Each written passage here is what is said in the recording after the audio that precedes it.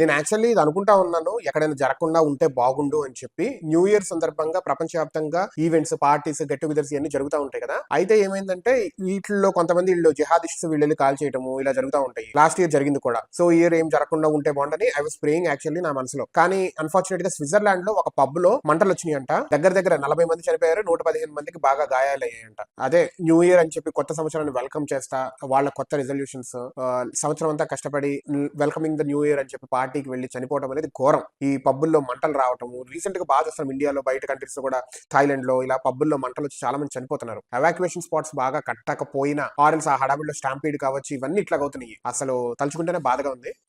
కాకపోతే స్విట్జర్లాండ్ వాళ్ళు ఏమంటారంటే it is not linked somewhere to terrorist attack అని అయితే అంటున్నారు. బట్ ఎందుకు వచ్చినాయి అనేది ఇంకా తెలుసుకోవాలి, detail investigation is going on అంటున్నారు. జాగ్రత్తగా పార్టీస్ కి వీటికి వెళ్ళేటప్పుడు బీ కేర్ఫుల్. న్యూ ఇయర్ అని చెప్పి వెళ్ళటము, తాగి పడిపోవటము ఇవన్నీ ఇండియాలో కూడా బాగా ఎక్కువ అవుతున్నాయి. దాని మీద ఇంకో వీడియో చేస్తాను, because I'm looking at videos in Instagram. మనసుకి చాలా బాధగా ఉన్నాయి. వెళ్ళి ఎందుకు ఏంటి అన్నట్టు పరువు పోగొట్టుకుంటున్న సంవత్సరం న్యూ ఇయర్ లోనే. సో స్విట్జర్లాండ్ లో this is one incident which came out. Luckily ఇంకెక్కడ జరగలేదు. I'm happy for that.